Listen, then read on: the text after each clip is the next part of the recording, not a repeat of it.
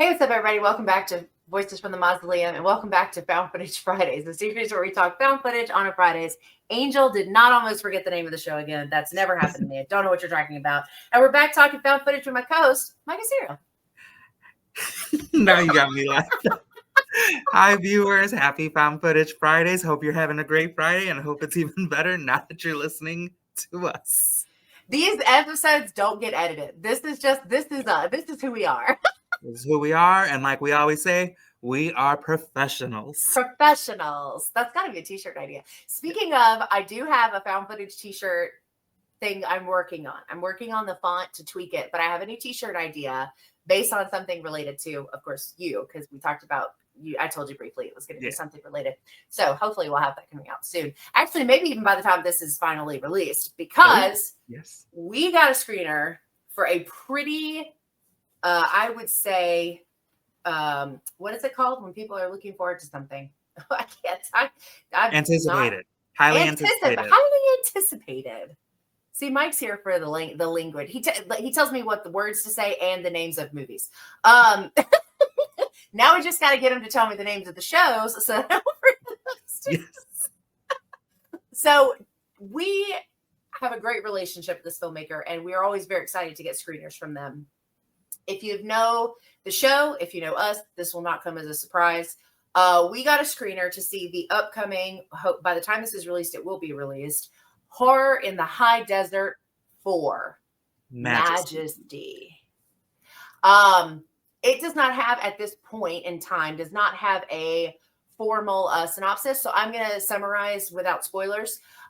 There is a ranch called Majesty that falls somewhere in the lines of where everywhere else has been, all these things that have been going on in the other films. And we learn a little bit about Bo, who was an older gentleman who records some weird things in the desert. And there's a couple tie-ins to some previous movies and ultimately some new world building. So it's a very interesting kind of like branch off of the other films. So we are going to do so we literally have this in our back pocket. We'll be transparent. We got the screener. We're not allowed to release this. So this will be in our back pocket. So we are going to still keep our format and do spoilers. But that will be in the fully released episode when it comes out on Found Footage Fridays. And we will mark it, as always, when the spoiler option comes. So because it's a brand new movie, we do not want anything ruined. So we will always do non-spoilers first. So having said that, let's jump into non-spoiler thoughts on Horror in the High Desert 4. If you can even believe we're there. Yeah, I can't believe it. Starting with me? Yeah, we'll start with you. We're on opposite sides. I think it's fine. It doesn't matter. It's just... I was noticing that the entire time. I'm like, why am I on this side? And I mean, I know why, but I'm like, I'm not used to us being... I know. It's usually... I think that's what messed me up when I was doing the intros, because I'm so used to looking at you on the other side while I'm talking, and I was like, oh. But so yes, Horror in the High Desert 4, Majesty, spoil-free thoughts. Yeah. So first, gotta say, obviously, like you mentioned, anybody who's watched this show knows how much we love this franchise, how much we love Dutch. Love Dutch. This Horror in the High Desert as a whole is probably one of my favorite horror movie franchises, but especially probably top 2 favorite found footage franchise of all time. 100%. I think his brain for world building is genius level at this point. So as a whole, and knowing that he has so much more ideas coming out, I do enjoy this film. I think for myself, I wish we would finish up a story or two that's already working in progress rather than diving into a new one, because now I feel like for myself, I need to watch a new movie. I need to consistently watch 1 through 3 to make sure that I'm keeping up with it. So I think that's kind of what for this particular movie, it wasn't my favorite of the franchise, but that's not taking away from the movie itself, because there was some, as always, great, like we said, great world building, and he has such a finesse in the mockumentary genre. Feels like an A&E special. I always feel like this is a true story. It doesn't feel like a mockumentary. It feels like a documentary all the time. I agree. There are people in this particular film that said things that really stood out to me. Again, it's not going to be my personal favorite, but I think people who want to dive into a new story are going to like the story that's being told. Yeah. I would probably copy and paste a lot of that. I mean, here's the reality. Here's things Dutch does epically well. Tension building, sound design, the complexity of these stories is, I think, one of the many reasons that it feels so real, because there's no way there's this much detail in something that's fiction. So there was a part in watching this where I started it over because I was already lost because there's a lot. I will say 4 is very exposition heavy. Thank you. That's my SAT word for the day. That I can never freaking remember when I want to use it. So it's very, very story heavy. But again, this is his wheelhouse. This is like the God, some of these locations he gets, like one of these days we will bully him into an interview. I swear I've asked him 1,000 times. He always says yes. We never get to schedule. And I can't take it personally because he always reaches out to us when he has screeners. So he knows like we love him. So, but I think for me, one of the reasons, so 2 is my favorite. I think Minerva is the scariest by far. Because there's a lot more that happens in Minerva on the scary side of things. You gave me Oscar in Firewatch, and I love Marco so much. Like Marco has, and I hope he knows this, a very special place in my heart. I love Marco. I love talking to Marco. He made Firewatch for me. He really, really did. So going into this one, where we're getting new people, aside from that, I don't know her name, the woman that always does like the interviewee parts, she's in, I think, all of them. So, and she's great. Love her. But we're getting all new characters, and we're getting like a whole nother piece of the story. And I will say, like, for me, I think the reason that this doesn't rank up higher in all 4 movies is because of the fact that, like, I'm ready for some like answers. Like, we got to the end of 3 and we were all like, what the fuck did we just watch? And I love that for us.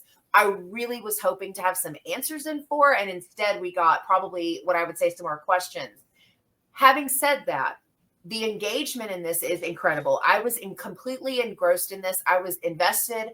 The characters I didn't love as much as I loved Gary and Minerva, and I don't know the blonde girl's name from the car, but her, and of course Oscar. You know, he's my number 1. But I still, there was parts of this that still gripped at my heart, especially towards the end, because it is about a family and a family's experience and things and how it affected their family. Yeah. But we're starting to get these kind of connections that I feel like in most franchises you get in the second movie, and we're just now getting to them in 4. So without knowing for sure where this is going to go, I'm ready for some answers. So that's really my only, I would say, critique on the negative side is I felt like I went in expecting something to tell me what the hell is going on.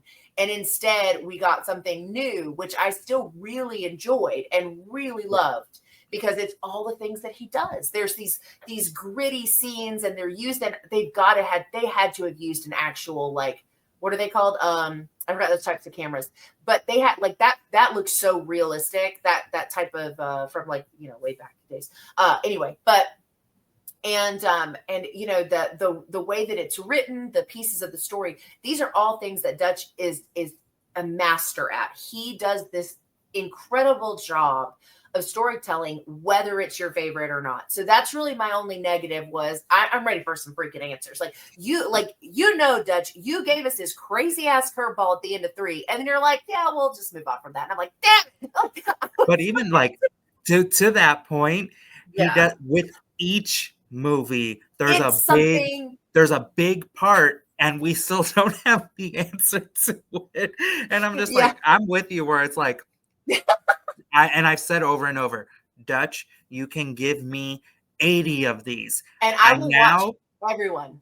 I will watch every single one of them. But Dutch, an answer or two, please. Just a few. Just like a little nugget. You're getting into Blackwell Ghost territory, Dutch. I need you. Like, absolutely love, adore everything that you do. I just want an answer. I want to know. And I guess on the other side of that, right, is that's a testament to how he is as a filmmaker to get us to this point where we are like, I gotta know what the hell's going on. This is driving me crazy. Because we fell in love with Gary in the first one. And in the second one, we were like stressed out and worried about the people with that we're seeing. Because we got a couple of mixed stories in that one. It wasn't just focused on just one person. It had other pieces to it. And then Oscar was the same way, very Oscar focused, very much like about him. And then I was like, okay, surely at this stage, we're going to get like, and you're adding the layers and you're building out this insane story. This should really probably be like a TV series, honestly, at this point, just based on the storytelling. It's like, kind of reminds me of like From. In the sense that it's like, you never know what the hell's going on with that show. Like, you get to the end of the seasons and you're like, I don't know. And then, like you said, you get to the next one and you have to rewatch everything you just rewatched because you're not going to remember. But yeah, I ultimately, though, I did really like this installment. I'm with you. I will watch as many of these, as he puts out. I think he's an incredible filmmaker. I love his general like vibe and how he engages with the community. The only other person from the franchise I've met is Marco, obviously, but I loved him too. And he speaks very highly of working with Dutch. And, we're here for a found footage franchise to go this hard, this many movies in is practically unheard of. There's only a few that do it. So, especially by the 4th movie, because when you get to that paranormal, you can just skip 4. 4 sucks and just keep moving. Just don't even watch any of the rest of them, except for I did like Next of Kin, but anyway, not what we're talking about. I love Next of Kin, so good. But I will say though, like, this is a strong franchise, and you got us on a hook. But now we've taken the bait, so we need like the whole catch. We need the whole thing. That's a terrible fishing analogy. Angel doesn't fish. I don't even like going outside. So aside from that, but. All right, so we are going to stick to our typical format. So we'll rate it, and then we'll do spoilers. Do you want me to give my rating first? Yeah, let's see. Because I'm on this side, so I'll go first. I always make you go first. So I have no idea what I rated the others because I don't remember any of that stuff. I'm going to assume very high, especially Minerva because that's my favorite one. I would give this a 7. I think that this is an incredibly strong installment. I think it gives me so much of what I love about Dutch's filmmaking and this franchise.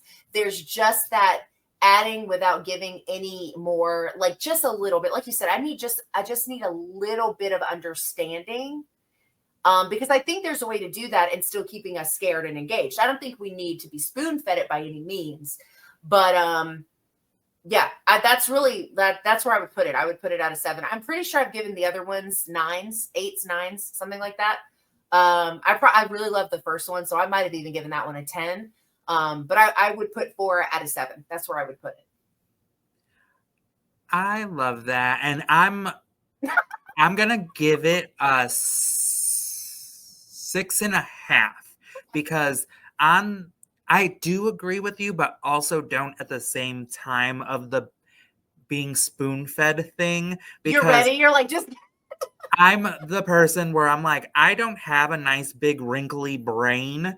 Yes, you do. Stop it. It's a little on the smoother side, and I like to be spoon-fed when it comes to horror movies. Oh, no. I hear people all the time where they're like, oh, like, this was too in your face about it. Like, we don't need to be told. And I'm like, I need to be told. You're like, no, break it down for me. Yes. Like, give me the breakdown during the movie. Yeah. Leave no stone unturned. And in this particular, how we discussed, where I do feel that I got way more questions and honestly no answers that I needed answered.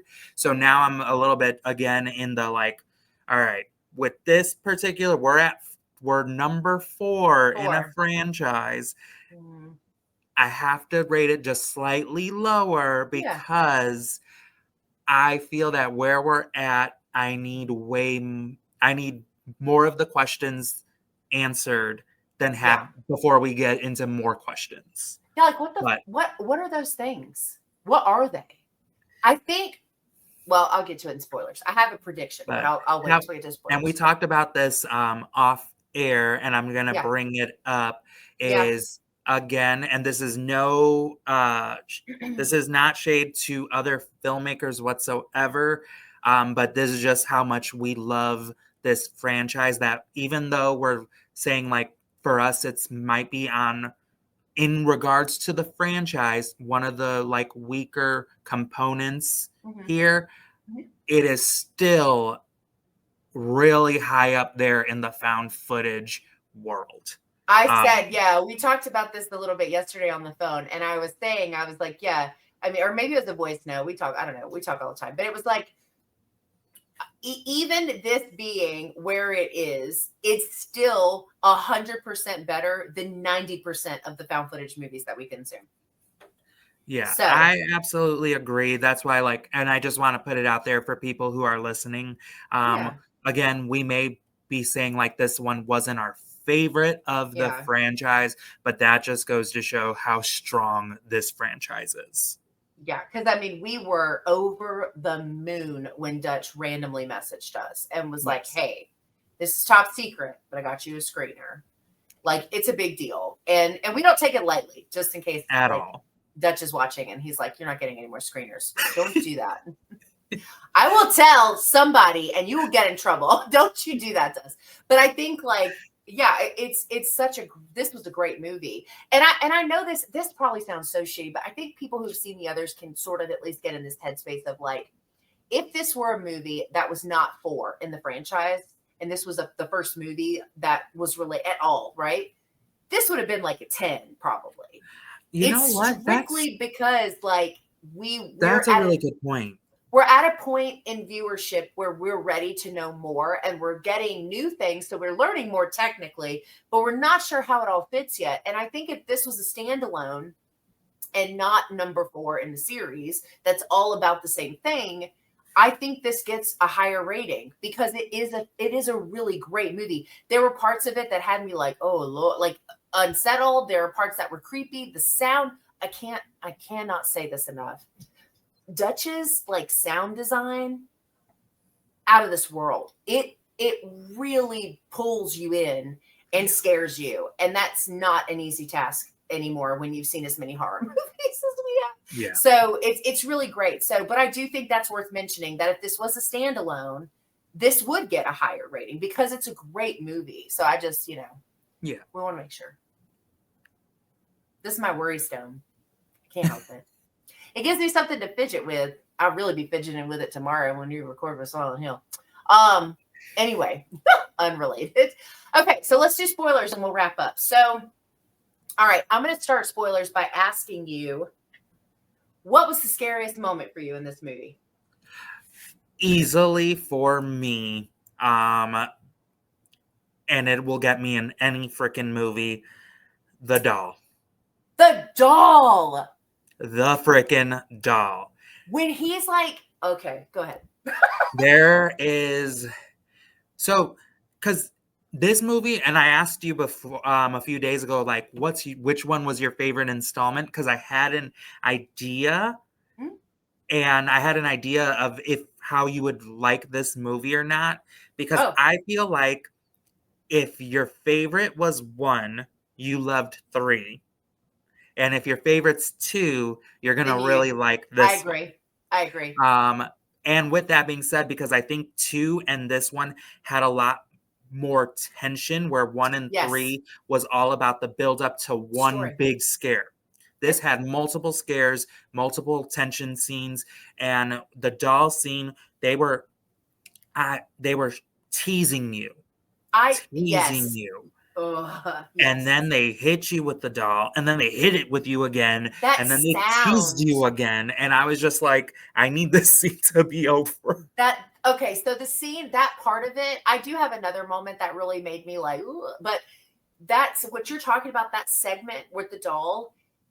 When Bo turns the camera and he's like, because you're looking at all the trees, you're trying to figure out like what's going on, and then he hears something, or he hears the screech, and he turns around, and that fucking doll is like, oh, that was so scary to me. I think I actually jumped because that sound that it makes, it's like so loud and so pitchy. I was like, what the, that was so good. I totally agree with you, because that, when you thought it was over, they like brought that bitch back. Like, every time, I was like, what?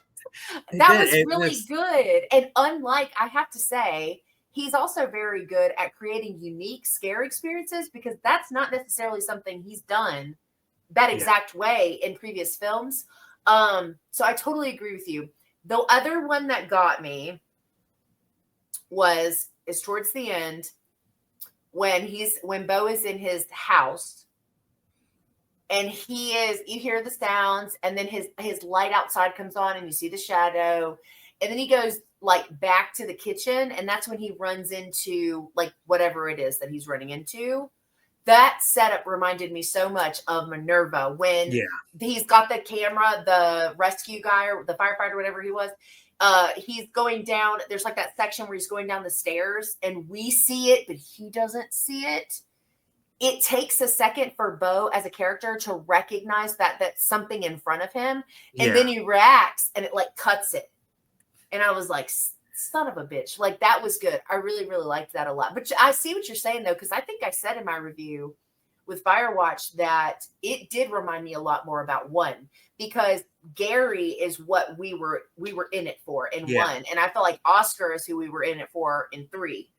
And I think because 3 also connected more closely to 1, because he was trying to redo the steps and do all that. Yeah, because he was a content creator, right? Yeah. Where in this one, they reference Minerva a little bit more. When they got to that house, there's this weird moment. They got to the house, and I was like, they're about to say that's next to where that stupid trailer was for Minerva. And then it was like, this was right next to that. And I was like, I knew it. I don't know how I knew it, because I wouldn't say it has any predictability per se, but there was just something about the story build up. And I wonder if you're right. I wonder if what you're saying is why. I wonder if it's because it so closely is done like Minerva, because it had a lot of those quiet camera things too, because Minerva had a bunch of those quiet camera scenes where there's almost no noise.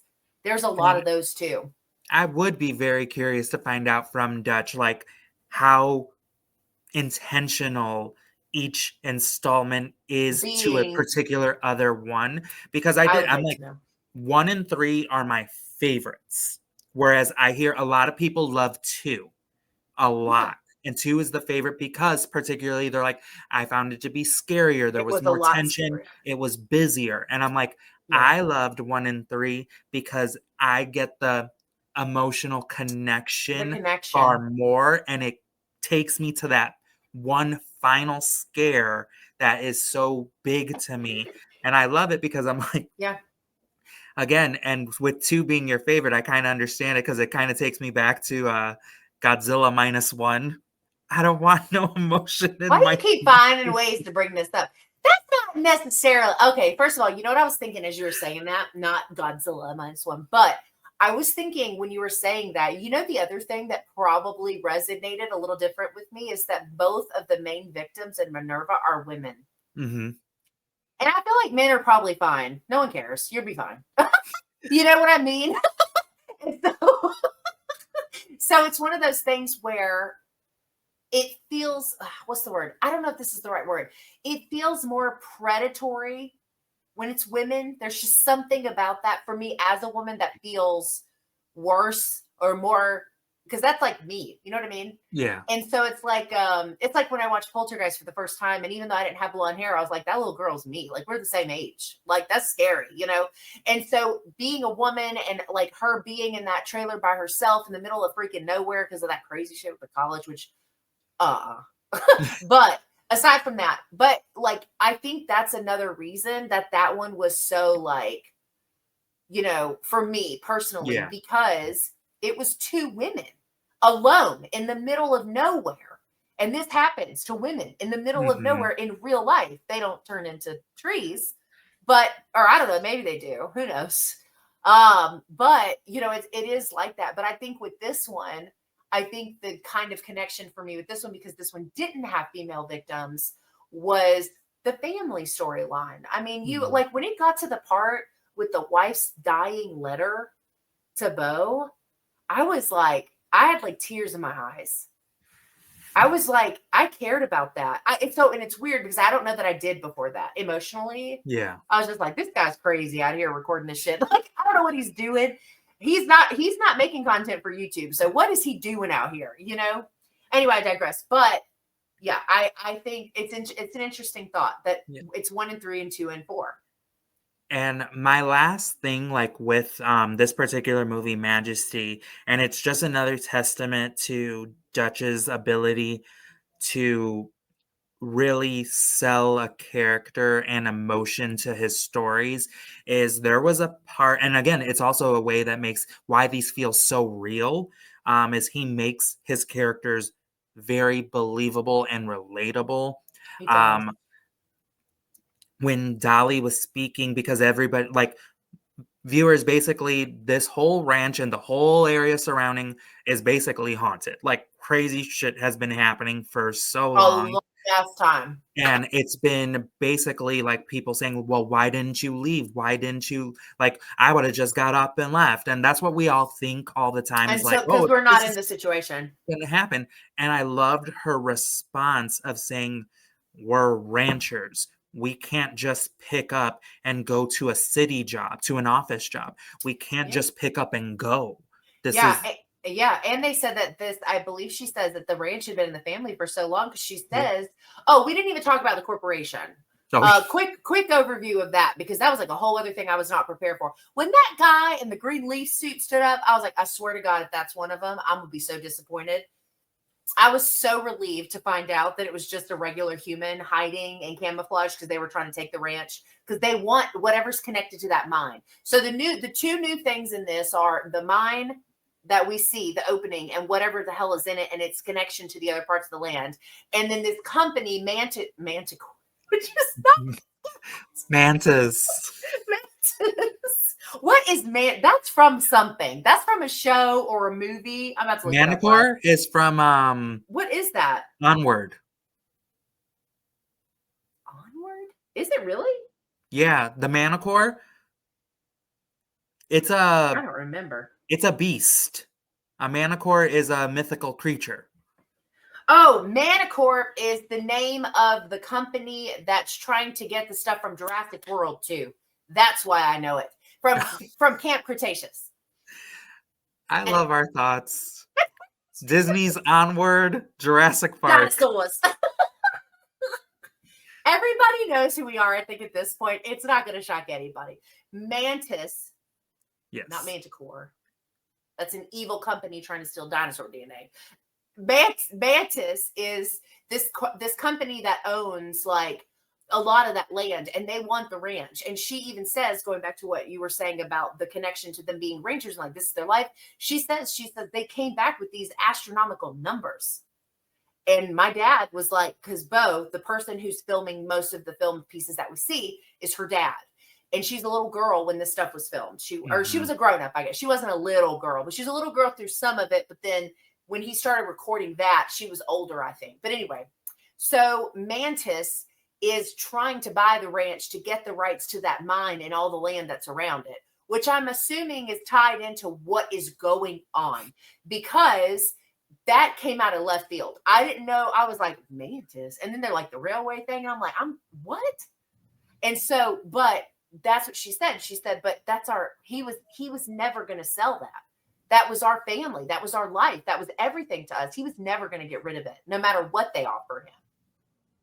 So I liked that part too. I thought that was well done. Yeah, I did. I just everything.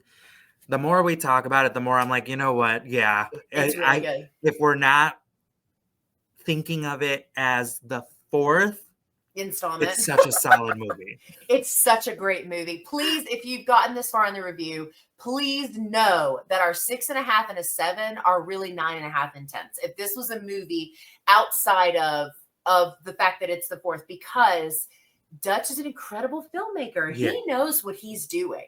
He really does. We love him. We adore everything he does. We do.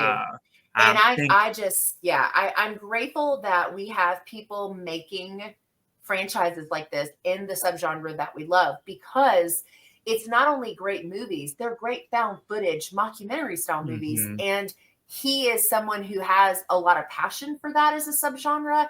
And God, does it show in the care and the level of detail in the camera work and the noise and the everything that he does.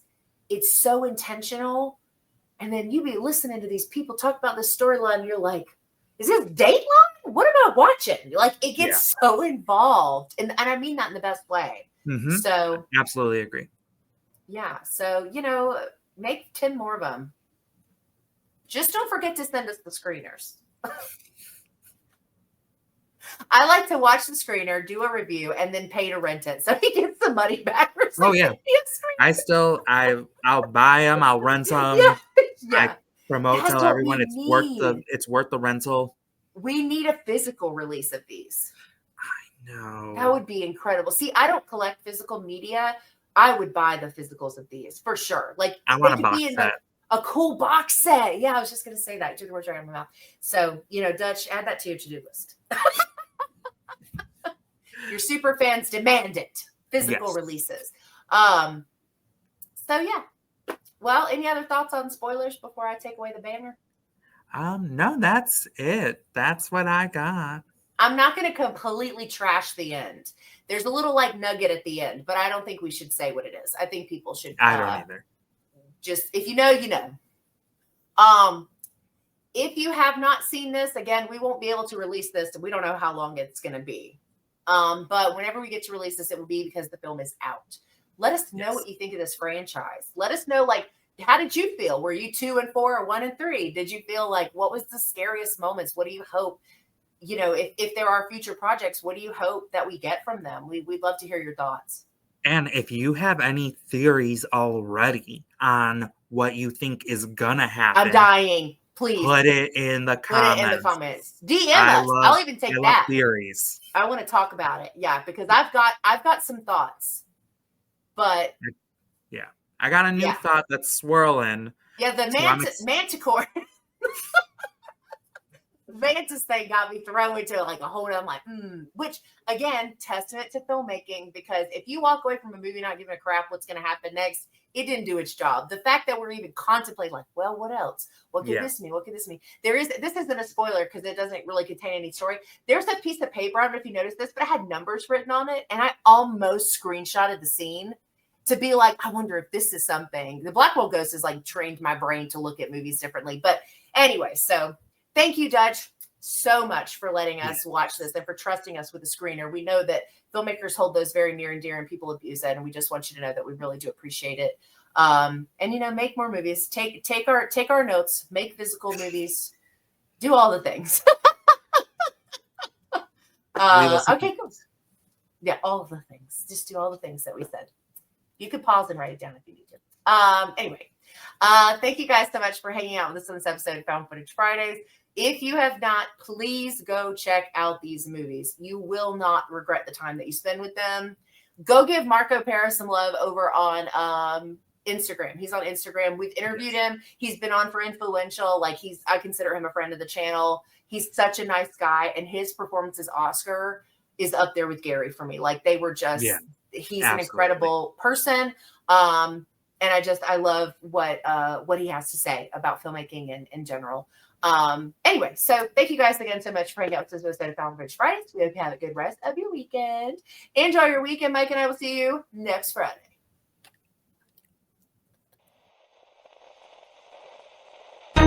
you.